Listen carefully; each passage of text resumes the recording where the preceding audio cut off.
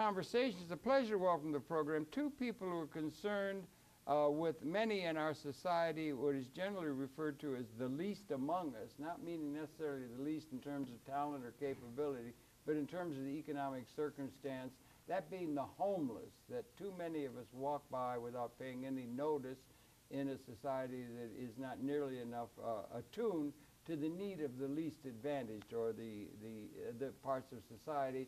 And on my far left is Indio. He's known to one and all in the New York City area of people who are concerned about those. The Gospels all tell us to be concerned with the least among us.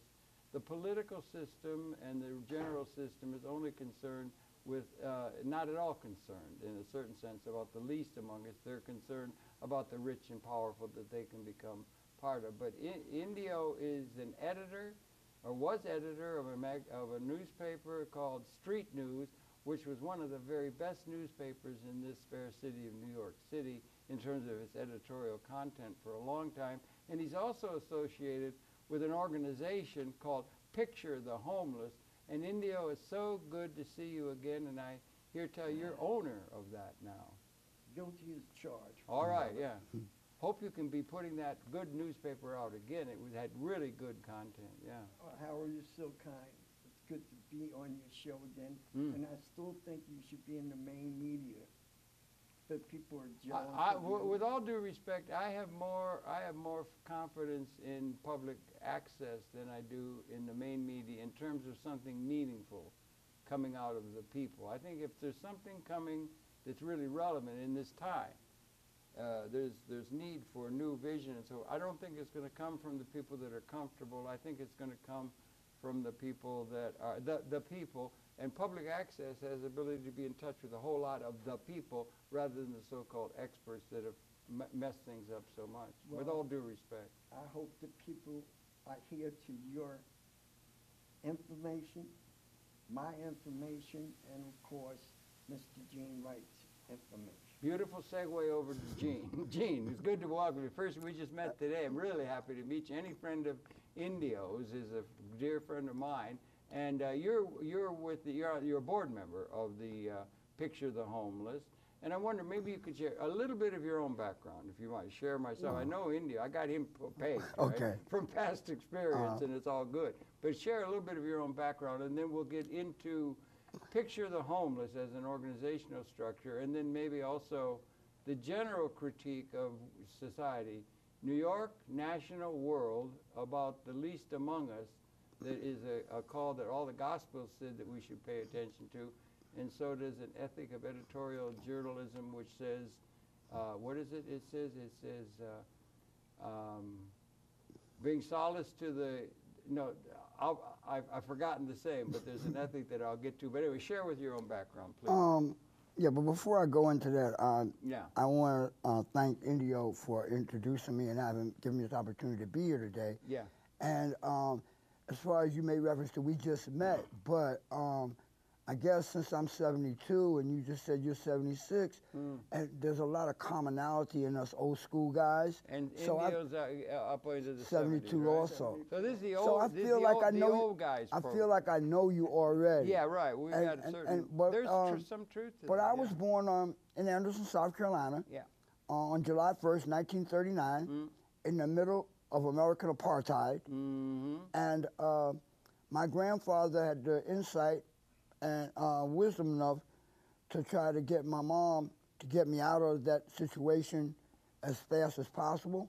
So in 1944, I arrived in Central Harlem at 141st Street between Lenox and 7th, where I still have family members. Okay, good, yeah, right. And you didn't have to do time in the Army, or yeah, that was the Second War. Everybody was all ginned up for that sucker. No, but I had relatives like my uncles. Yeah.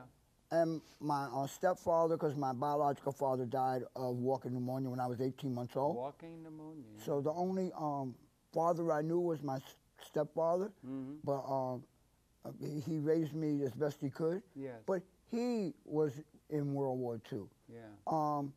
My biological father's brother, George Rice, was part of the Red Ball Express that supplied Patton with petrol during World War II and helped him to defeat Rommel. So the stories that they brought back about discrimination. This is before Truman desegregated the armed forces. It was 48, I think he did, right? Okay. I think it was 48 then he did, yeah. Okay. Yeah. So we're talking mid-40s, 44, 45. Yeah, right. I'm having this interaction with Afro-American soldiers who were like part of our family. Yeah. In addition to my uncle and my stepfather, all the soldiers from Anderson, South Carolina, and Greenville, that vicinity, they always wrote home and got the address of community members from Anderson, from the South, that lived in Harlem. So when they got their weekend pass from Camp Kilmer, and they would come, and right around the corner on 141st Street was a Savoy Ballroom. All right, yeah, famous. It doesn't get enough information. When something is right and grounded in correct morals, it doesn't have to be spoon-fed to anybody.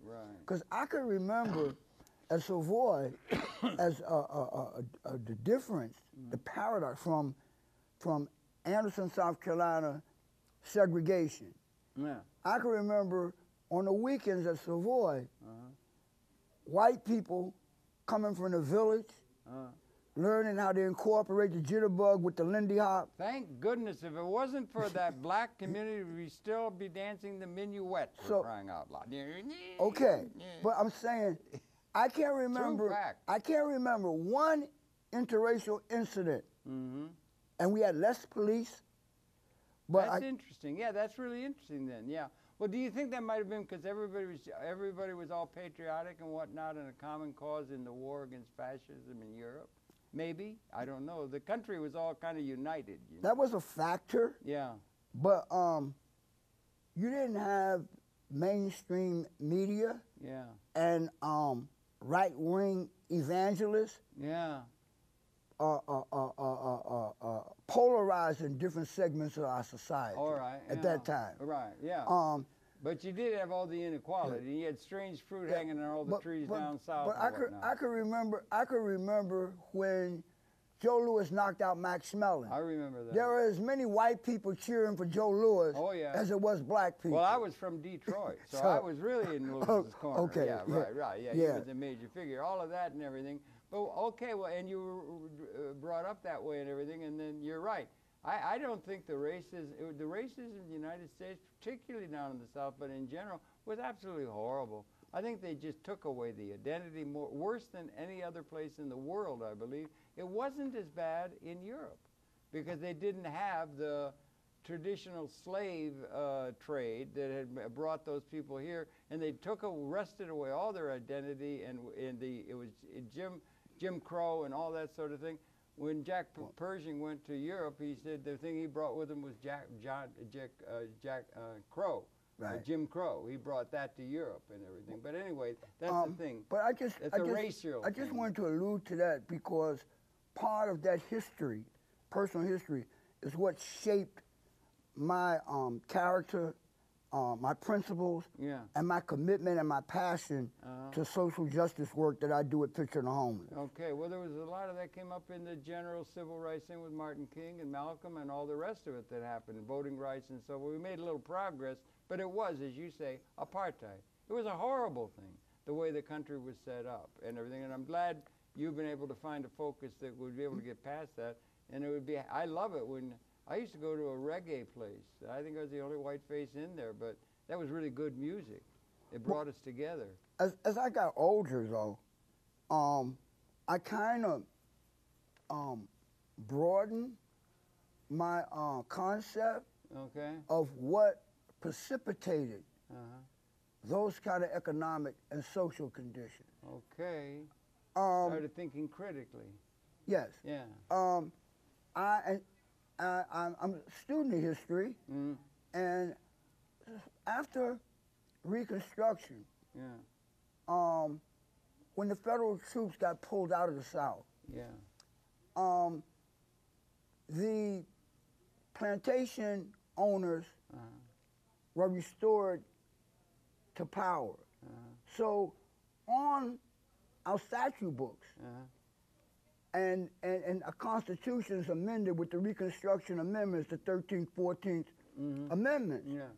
So although they say that Afro-Americans is no longer 3/5 of a human being, and that they repeal Plessy versus Ferguson, and now we get the 14th Amendment with due process and equal protection, so you would think now that America has reached the epitome of equality. That promised land that Mr. King talked about is still all off in the future, I'm afraid. But deeply instilled, Still have the dream, deeply instilled in the mores,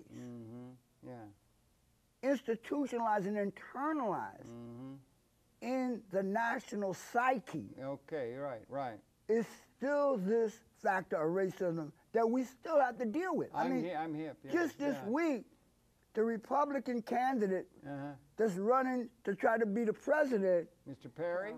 yes. Unbelievable. And what's this about him and his dad's hunting lodge with a rock called niggerhead? Yeah, right. Well, we need a rock called peoplehead. Yeah. And we ought to morph all it, because you're talking now, you got to, I think, picture the homeless, okay? And we want to get to that. So you're right on the racism is there, and what we did to the American Indian peoples, and we had slavery, for crying out loud, and all of these kind of things that were in the nation that was so-called being born. But then you also have class differences within That's society. race and class. You have some people, you have a thing set up where all the wealth goes to a few people, as it was in feudal days. You had the kings, and you had the sovereigns who had all the wealth and power, and then there were serfs who had to do what they were told and so forth, and more or less it continues. There's the class distinctions are very important, as well as race, and they do tend to go along a lot, don't they? I call that plantation politics. Okay. Again, it looks like he's trying to get something said here. I'm sorry, Indio.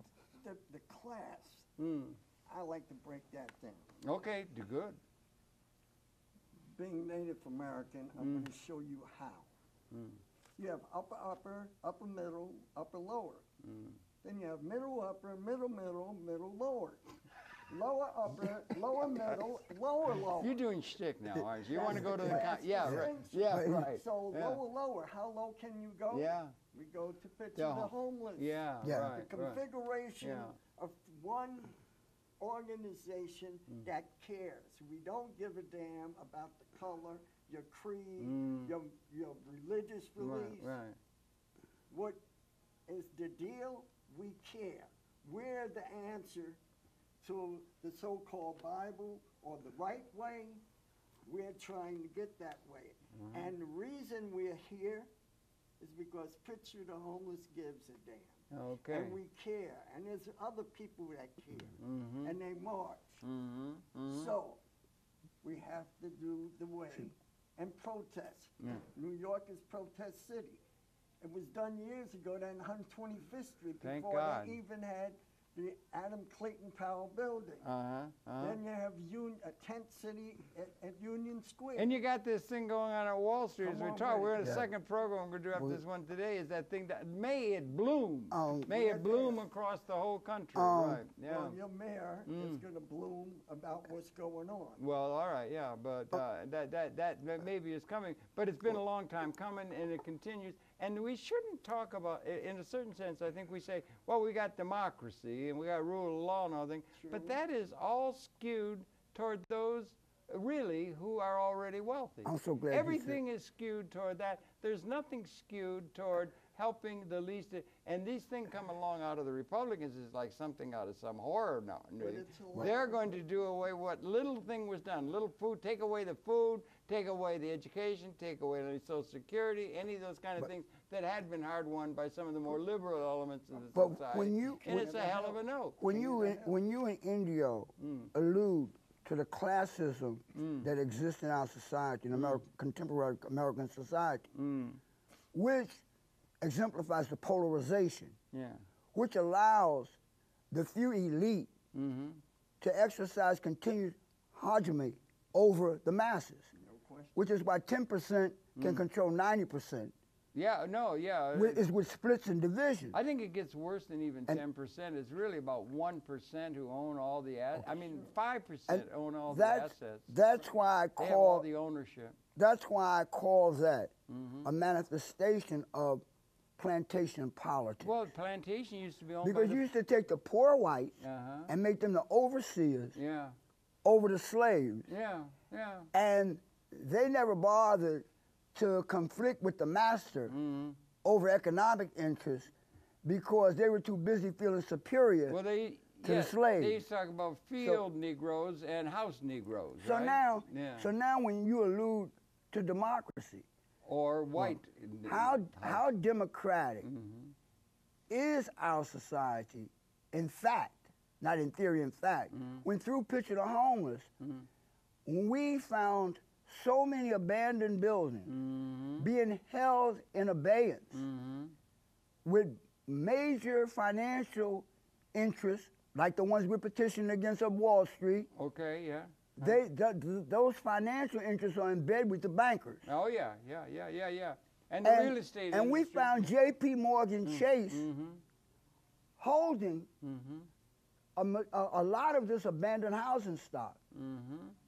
And when we did a further search, we found that there was enough abandoned housing stock currently in New York City to house the entire city homeless population. Right, if only there was a system that could allow them to So, have access so to now, that. so now, It's systemic. so now it becomes a policy issue. Yeah, right, yeah, right. Whereas the mainstream media, which I'm so pleased to be here today, Yeah. because the mainstream media portrays this blame the victim syndrome Oh, yeah, that that's the called scapegoating. masses buy into.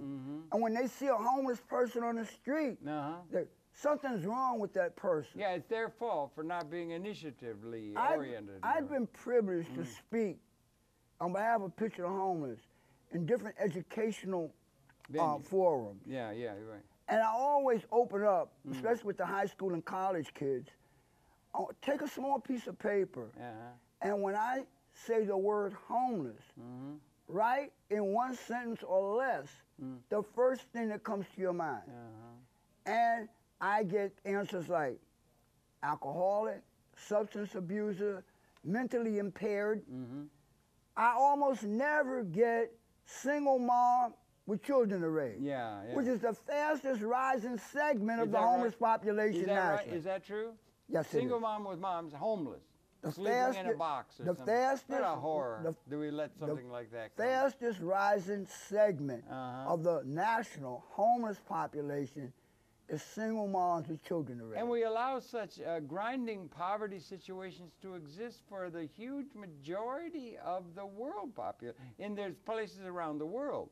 And the whole thing is geared toward trying to cozy up to those who are rich and powerful living in 12-star hotels. Exactly. And that's the only thing that the established system seems to be the interest that the established systems are trying to anchor to or maybe latch on to the skirts of so they can get up into that realm as well. Seems to be like that in terms of the focus of the society. Too little attention to the vast majority of human society that could be, their situation could be improved. Unfortunately, doesn't it seem that way to you? Unfortunately, And the trend is that way? Unfortunately, since the 80s, Since Mr. and- Reagan, for one thing.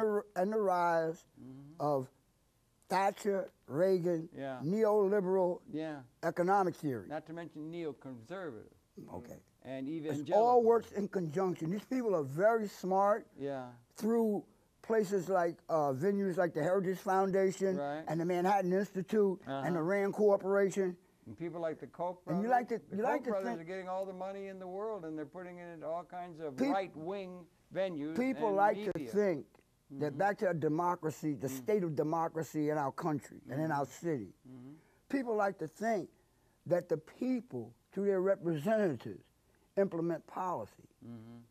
But it was not. It was the Rand Corporation that gave us planned shrinkage. Yeah, right. Okay? Oh, right, right. It was the Manhattan Institute that gave us the bell curve and tried to market that bunk. Yeah, that was Murray. Murray, right? Yes. Murray, yeah. They that bell they curve. they, they got this lady named Heather McDonald, and I don't hesitate to name names, that says the reason why police are overzealous in my community Harlem. because Afro-Americans are overly criminal. I would suggest that Miss McDonald read this book by a sister named Michelle Alexander called A New Jim Crow, and found that this is a plan. Yeah. 2.5 million in the prison, overwhelmingly black and brown. Are they not? Yes. Are they not? Yes. Black and, yes. and they got 20%. They got 20 times the average net wealth of a white American is 20 times. 20 times that of the black or the Hispanic. I would love to sit at my television one night or one evening and see on your show, a forum like this, Miss McDonald, Heather McDonald from the Manhattan Institute, and Michelle Alexander sitting here exchanging views while the public monitors. I think the building would levitate or something. It'd be full of, going up or it'd explode. Now listen, tell me, Picture the Homeless, is that an organization or who's there and what's it involved with? Picture the Homeless was founded. You're linked with Street News and that? You guys are in the same Bellywood. Over a decade ago, there were two gentlemen in the Bellevue shelter system. One named Louis Higgins and Anthony Williams. Right. And during that time, our city witnessed a tragic event where some individual who was mentally impaired struck this lady named Nicole Barrett with a brick. Immediately, the then mayor, Rudolph Giuliani, who was trained prosecutor, should know don't make an accusation without evidence, he immediately demonized the entire homeless population. All right, okay, and Indio and the Post picked it up. The Post? The New York Post picked it up and said, get these crazies off the street.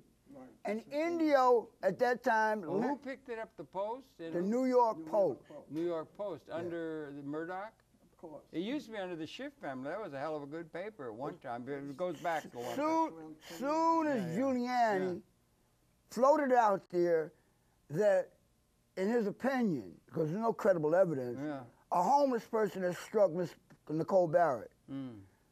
The Post immediately jumped on it and said, get these crazies off the street. Enter my brother Indio is going. God bless him, with his street news, he countered that. I know. It's a great publication. Don't you agree? Yes. That's how I met him. Okay. But anyway, and he knew my two co-founders too. Okay. So, were you one of those two at Bellevue? No. It was Louis Higgins and Anthony Williams. They're brothers. I mean, friends of yours. They're homeless. They're homeless. So during this period when the Giuliani administration was demonizing homeless people, getting a lot of cops on board. The warrant squad was coming to the shelters, such as the Bellevue shelter, and they were subverting the civil liberties and civil rights of homeless people, rousing them in the middle of the night. Right. And so Louis Higgins, like Cossacks, and Anthony Williams said, let's organize and fight back. Okay. This is illegal. It's unconstitutional. We're not going to take this laying down. So those two guys with that vision started to go wherever they thought homeless people congregated, the soup kitchens, the streets, the parks. There was a time when they were like in Penn Station and everything. People were sleeping on the streets. Everybody would just walk over there. I mean, they wouldn't do anything about it, or they would side with the real estate industry, throw people out on the street, or they would take any kind of a means of support away from them so that they are doomed to that kind of situation. But then they'd just walk over them, or at least hit them or kick them as they walk past. So soon after these two brothers had this vision, they met this Caucasian sister named Lynn Lewis, who's the only director Picture the Homeless ever had for over a decade. The only director? The only director we ever had. Sounds like good from the lady beginning. To me. Sounds to me like she's got to be really good stuff. On like hot buttered popcorn. I can't hear you. On like hot buttered popcorn. Hot buttered popcorn. And there was a fourth factor, Chino Garcia, from Chatters. And so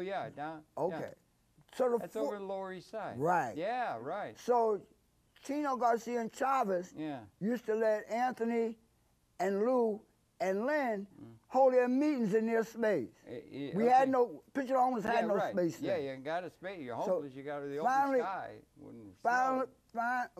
In the interim, they pounded the pavement, and God led them to Judson Memorial Church. There was Judson's a good place down there. Judson Memorial Church was our first office. Good. Yeah. And to give you an idea of the size of the office, it's not an elevator shaft. Yeah. Right. Okay. Yeah. But and they were also our fiscal sponsor. Right. Right. So in those years when Picture the Homeless was in this infantile state, we used that fiscal sponsorship and that space to mobilize, to organize, to get more knowledge about how we could be more effective with the homeless community. Right. And then we became a legal entity and became incorporated. We had a steering committee. I was part of that. Yeah. And then we evolved into, the steering committee evolved into a board of directors.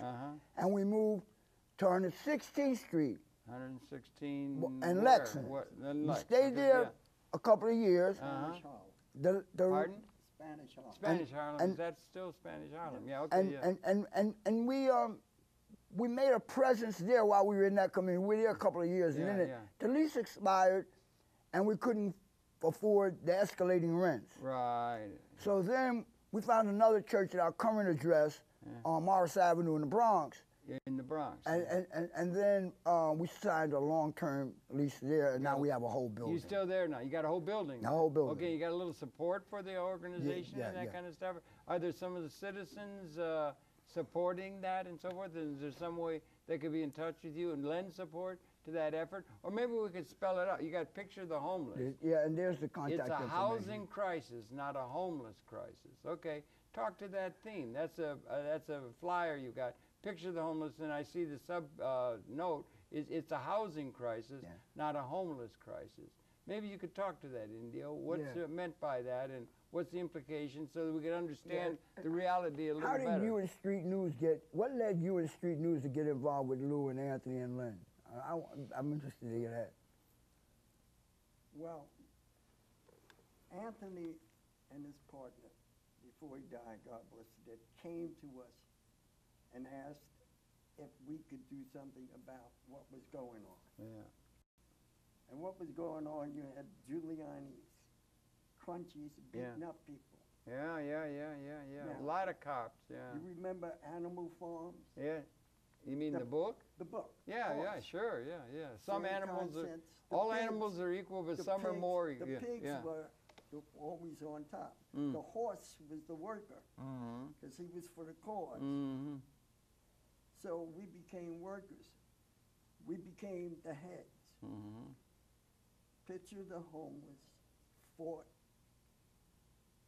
so hard to look and protect the homeless, especially when it was a sane person that hit her in the head. It wasn't a homeless person. No, it came out later that he wasn't homeless. That's one incident, but the structural quality of the society is that question. Now, what happened was, being formerly homeless also, you personally, okay. guilty as charged. Okay, yeah. And knows the deal, because the word Negro or nigger was applied to the Indians first.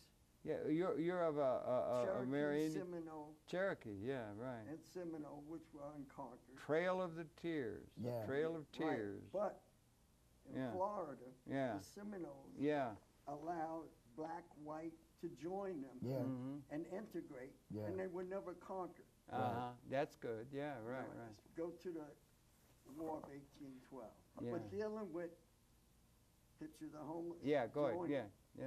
Became a force. Everybody reads papers, intelligent as well as dumb. They read. Yeah. So whenever you put out something, you want to read what's going on. Yeah. Whether it's true or not, we can put it out. So we put out Picture the Homeless way. The homeless people were able to speak in the streets. Yeah, right. In the community and in the clique. Picture the Homeless as a gang. When I was coming up, I was in the Harlem Lords. And we fought. We fought everything that went about. Prejudice, and we got together, we joined. So in numbers, there's strength. But housing, Yeah. women with children, Yeah. they want their own place. Of course. There's no place there except the shelters. And there's a lot of abuse in the shelters. I understand, yeah. I used to be a caseworker when I worked for the city, and I became a Sup 1. There was a lot of deaths and abuse. What's and a Suit 1? It's a supervisor. Oh, Soup 1. Sorry, Sup yeah, okay, 1, yeah. Sup 2, Okay, Sup right, 3, yeah, that's right, the chain yeah, of command. yeah, yeah. The deal is, in strength, in numbers there's strength. So we started trying to get help. Picture the Homeless is run by homeless and formerly homeless people. Okay. So yeah. they have a think tank, just like in Washington you have a think tank. And they're located up in the Bronx now? Yes. You got a whole building. 184th near, on Morris, between Morris and Fordham Road. A lot of people involved? Or is it a whole building, Yeah, you say? yeah, we got a whole building now. You and got how many people? Are there people in there on a regular basis and everything? You got we got 20 people, core, 10, a core, 5, 10? a core group of about 30 regular Okay, attendees. that's a lot. That's and a then, lot. But yeah. but then for mobilization purposes, yeah. we could outreach to another few hundred. Oh, yeah, yeah. And you could reach out to things like the Answer Coalition and Ramsey Clark and the other things that are demonstrating in general. And now I should think you would take heart in the occupation of Wall Street effort that's going on as you and I speak. That's got to make your heart sing, right? That the people are maybe finally getting it together to answer against the structural injustice that is inherent in the system. Is that not what's being done now, maybe across the world? It is so. It is so gratifying. Yeah. Because last week, while people are standing up for a more equitable, a more democratic society, while they took action here in New York, a delegation from Picture the Homeless was in Boston, Massachusetts. Oh, yeah. So while my New Yorkers were down here on Wall Street, we confronted Bank of America. Okay, in the Boston? In Boston. Yeah, we were going to try and play tape. I'm not sure I we're know, able to, but it's up on YouTube. But it's up on YouTube, and YouTube's a good thing. Yeah. But it shows that grassroots, and you must have some Christian background because you alluded 3 times during this interview about the least amongst us. Well, that's coming out. It's but Unitarian, okay. You know. But where that resonates with Picture the Homeless, and with me personally, as we try, the Gospel said Matthew, I think as it's we in try, Matthew. as we try to impact on the homeless housing crisis, the status quo comes up with this concept of affordable housing. And you'll see all over our city structures being made with a sign, affordable housing, Michael, $10,000 a square foot. Michael Bloomberg, affordable housing. Yeah. But it's been Picture the Homeless' experience to learn that this median income that is the determining factor in the criteria for what affordable housing is. Listen how this is made. Yeah, okay. They take teach. They take a pocket of affluence and they dip that into a sea of poverty. Okay, a pocket of affluence, a community like Riverdale. Yeah. And they dump it into a sea of poverty like the South Bronx. And then you get this skewed, superficial median income. They can do anything with statistics, can't they? And then you send that off to Washington. And the block grant money and the HUD funds is based on. So hence, you get people being displaced from poor neighborhoods. And then you get affordable housing where you can afford to live there if you're making $40,000-$50,000 a year. Yeah, right. For the Back to the least amongst us. Yeah, no, that's not the least. No. The 40, 50,000. If you were concerned with the least amongst us, you would build housing that somebody on Social Security could live in. Right. You would build housing that a pensioner could live More in. what they call affordable housing. So- but like the public housing and that sort of thing, where the costs are kept low. And why don't they make more housing that the poor people are able to afford? Why is it? There's something called gentrification, where they want to go into some area, instead of make it so that it can be used by people who aren't wealthy, they want to make it to attract the bankers or the people who are money. Right. It's that sucking up to. There's a term the kids use, sucking up to those who are making the money as the real icons that they want to be attracting, because they got a lot of money to spend. And the gentrification is a major problem, or is it? Yes, it is. Okay. And the systemic manner in which it's implemented is a major problem. Throw people out on the street. But it's also what And then kick them in and put them in what the prison. general public doesn't understand is that in the implementation of these draconian policies Right. threatens our very democracy. I'll give you an example. Well, yeah, it may be being threatened from the other side now, maybe. When you Finally. when you have a speaker of the city council Is Miss Quinn? who, No. it doesn't matter who she is, I'm speaking to the office and the city charter. Okay. When there's a provision in the city charter that allows the speaker to distribute to each council district over $1.5 million discretionary dollars, that becomes a patronage plum. To whom? It becomes a lever so that speaker can say, 29 of you might agree with pitching the owner's position about counting a vacant property. But I'm going to tell you, if you force me to bring this to the table and to a vote, you might lose your $1.5 million. It's a veiled threat. It's a veiled threat in order to keep people on the payroll. So co-opted. Consequently, To the interest of the rich. So consequently, picture the homeless's legislative proposal to have a citywide building count to expose how much abandoned property is in the midst of historic homeless levels. Really, that's really interesting. There's abandoned property that's just sitting there and it's not being able, could be used to house the homeless, but we don't have a system because of they didn't have the funds to do it. They claim. However, we got the homeless did it and got volunteers to do from the Hunter whole College. route. You mean to straighten the place up and do the move count. in? Is that like with squatting?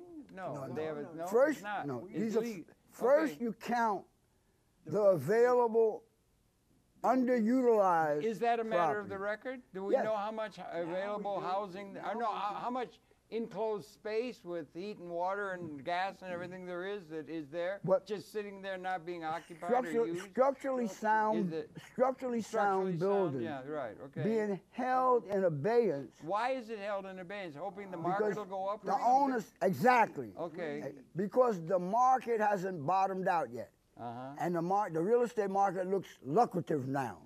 So people are saying, if I hold this, it'll be worth more when I rent it.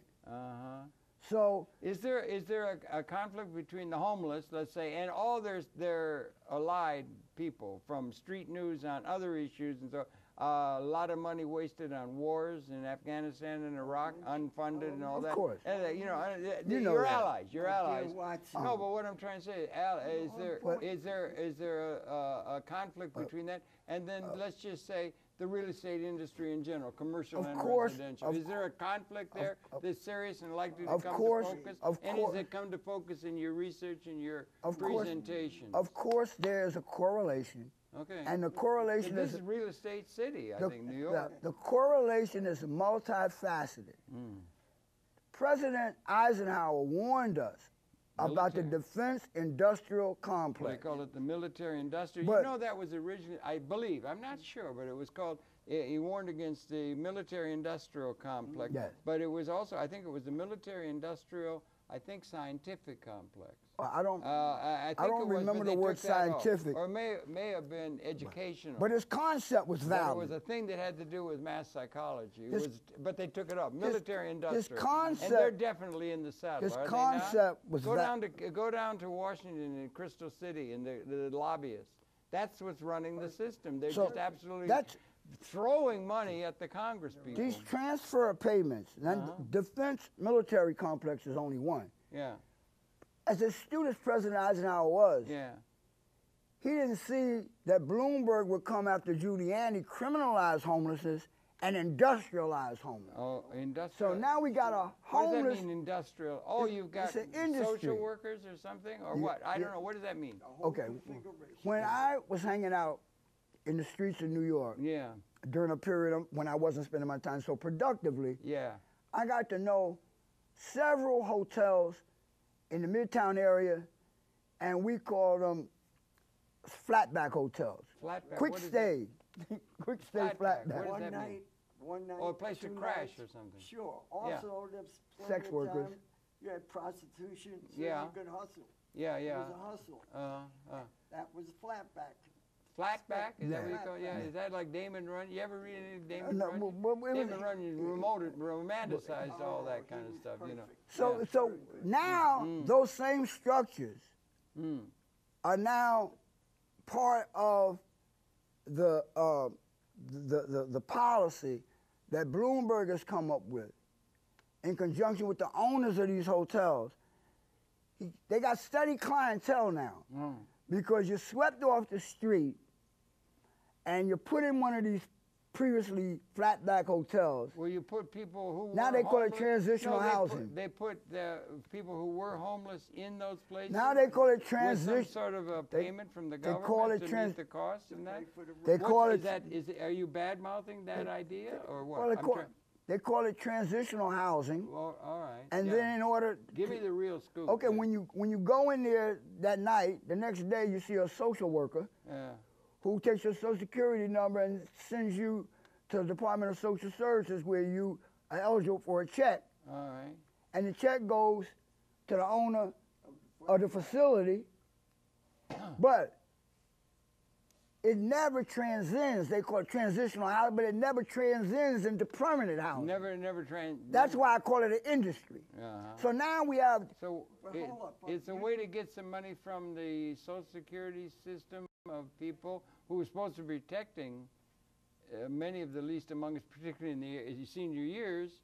You got And it. you know, and they tap into that money for the landlord institutions that own the Right. hotels. And they So just it's a So as scam. part- kickback. As, It's a- as part It's of legal, though. as part of It's this legal, yeah. Well, a lot of legalities are very inequitable. Yeah. as part of this industrialization of homelessness, yeah.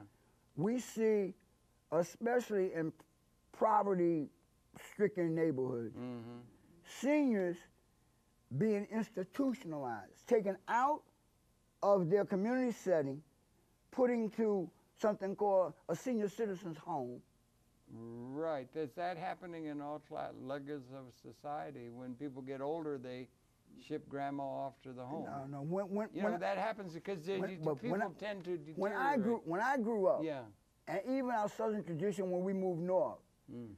grandma Stayed with and you. grandpa were the daycare people. Yeah, right. When mom and dad went to work, Yeah.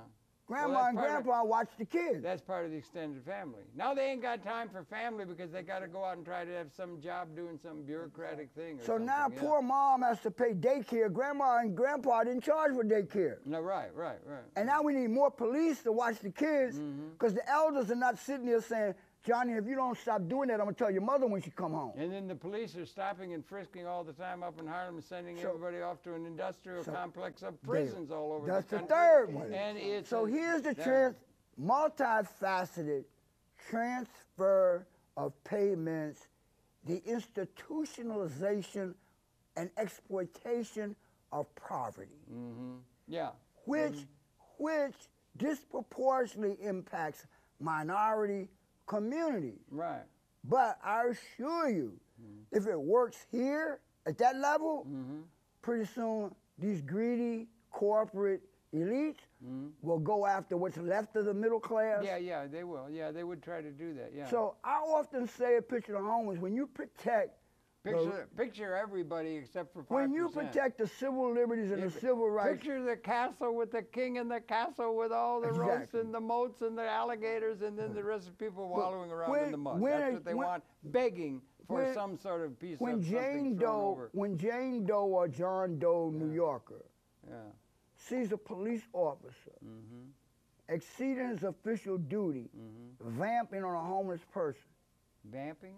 Well, visiting them with unconstitutional, illegal behavior. Like kicking them or hitting them or rousting them? Well, just rousting. They tell me up in Harlem they're rousting young men all the time. Or you're driving a car, if you're black, they're going to stop you. If you're white, they're not. I mean, it's a racist. But if that citizen would take the time to write down the squad car number, get involved. Even if you don't want to write nothing down, call 911 and say, I want to be anonymous, but I'm witnessing police abuse here. Yeah, yeah. Well, that would be good. Get a video camera. They're trying to make it illegal to videotape people. Rodney King, remember Rodney King? Yeah.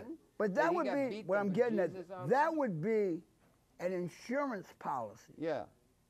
Taken out for against the goons. For every New Yorker. Because now we've witnessed now the police can't always tell who Johnny Good Guy is and who Johnny Bad Guy is. So now we get a Harvard professor coming home that can't find his key, and the police vamps on him. That guy up at Harvard.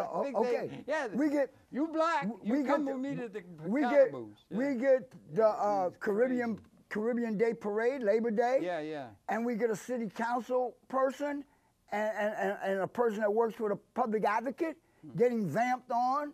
Vamped. That's a term. That used to be a thing like a lady that would come on strong sexually or something. Am I off base on vamp? No. Like the It Girl? Or am I all out of date? No. What do you mean when the policeman's vamping? When the police... Is that a common term? I have to learn the language. It's a street term, but it means kicking your ass. Okay, good. I can understand that. Vamping. Okay, that's interesting. I'm learning here. Okay, And you're learning from the right people because yes sir, indeed. I submit right in front of me. I submit to you that there's no other segment of New York City's population that has more interaction with the New York City Police Department than the homeless. I'll bet that. Because the homeless people are forced to live on the streets where the police are forced to work. Yeah, and how come we have a system? Why do we have to have a system where that applies? Why do we have a system that isn't being able to be more equitably distributing an overabundant capability to provide life support? Is there something systematically wrong with the system? Is it worse in Europe? Is it worse in Africa? Is it worse in China? It's worse than Is it characteristic everywhere? Is America a bad example? Is it better somewhere else? What does it make it possible for? Because we have a tremendous capability of technology. We have weapons now where you've got weapons that apparently since about 1970, the weapons got to be where the king could have the Gatling gun or the whoever, and then if the others only have muskets, you could run rampant over them, and you would conquer. You would conquer them like you'd conquer the American Indian nations or something. Because it was power came out of the barrel of a gun, Mr. Mao said. And it's called realpolitik. If you got the gun, you're above the law. You set the law. You don't have to listen to any of these other complaints. But they also have a tremendous technological capability now of being able to provide stuff, housing, food, these kind of things within good design and everything. We have a tremendous capability of taking care of everybody more than we had, let's say, when we lived in a cave. Okay. We have a tremendous capability for the benefit of everybody, taking care of everybody, but we don't have a system that lets us do it. For some reason, and shouldn't we be addressing that as a systems problem for like Bucky Fuller, God bless him, used to talk about an operating manual for Spaceship Earth. What is it that we have? We have all these resources. We have this knowledge that's coming in over the transom every day, how to take care of things, health and that. We know how the brain works. We're learning. We're at a point where we have a system that's all predicated upon the possibility that for me to gain, you have to lose. Yeah. Zero sum. You Scarcity. hit it. Scarcity. You hit it Do you right on the understand? head. There's not Because enough. So I have to take from you. Do you understand what I'm saying? Yes. Has that changed maybe? In terms of the, no, it hasn't changed. It's a lingering holding to old institutions and assumptions about reality. And we have a new reality that we're either going to come to one that can bring liberation to everybody and the ecology. We have that capability. Or we're going to blow the whole thing up with the weapons in an irrational holding on to outdated ideas like segregation. And you've got to have the poor always to be with you because, as in history, there never was enough. Now there is.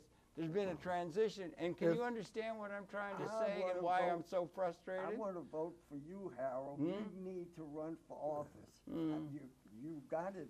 Point. You're on point. Well, I don't know. I mean, it's just What- frustrating. What you Vote for Harold Chance. what you just said is so on point.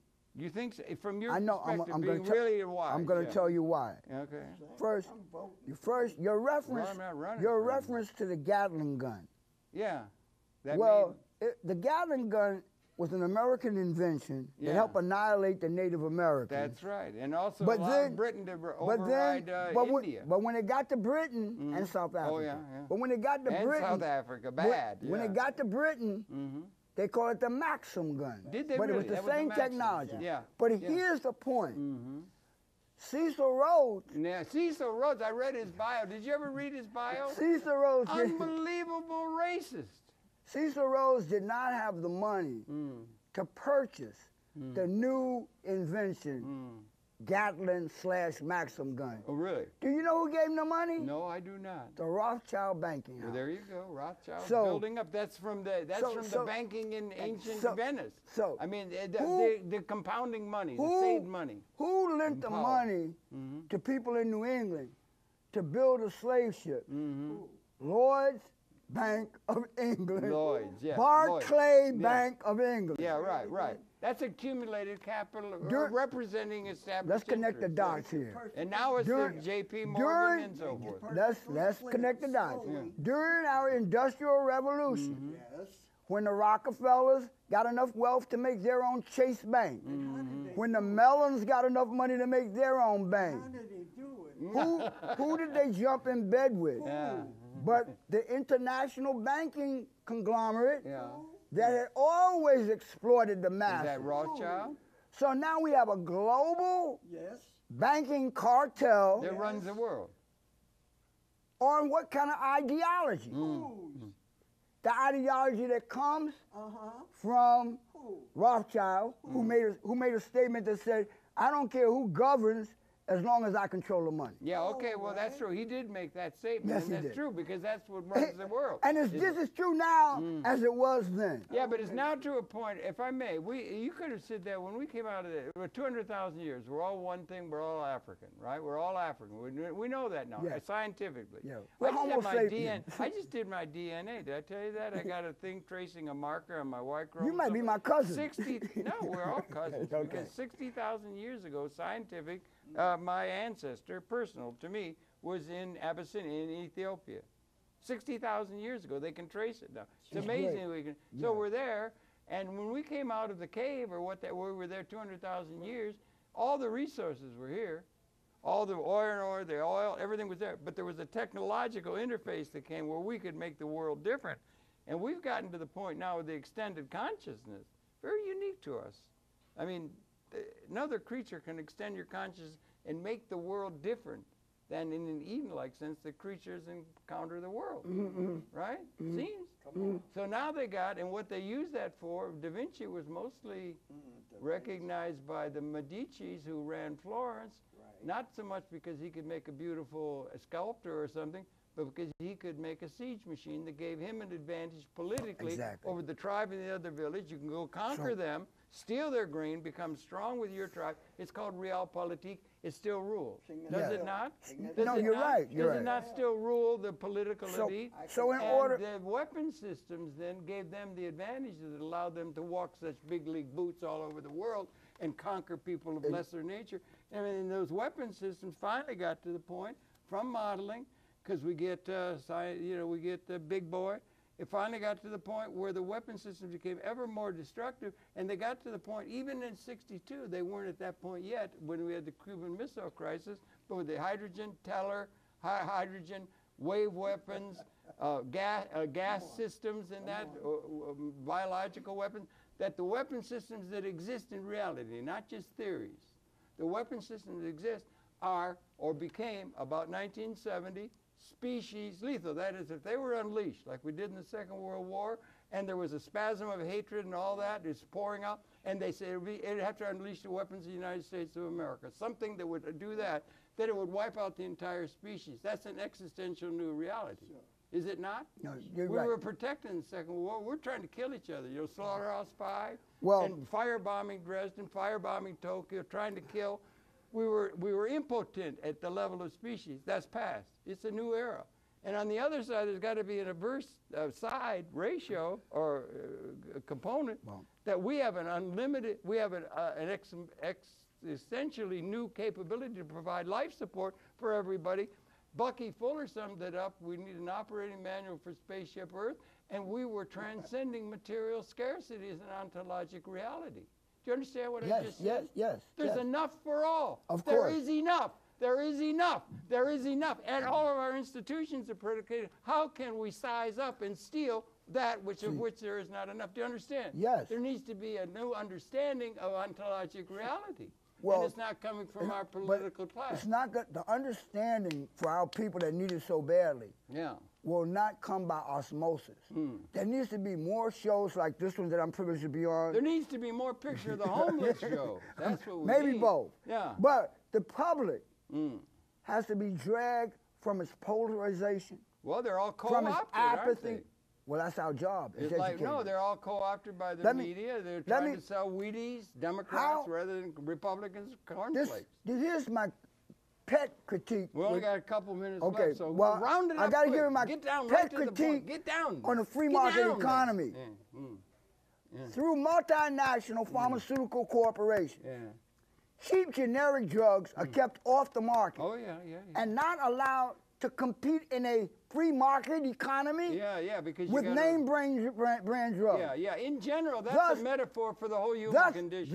That's a metaphor for the whole human condition, if you can dig it. Thus causing, it applies to food and everything else.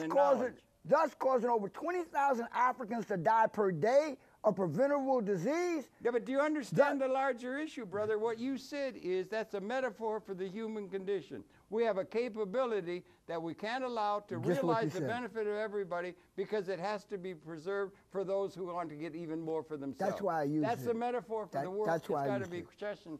Maybe it's going to be questioned on this thing that's going on down in Wall Street. Thanks a lot for such a well-led life, and may it continue until you get to be an old man like me.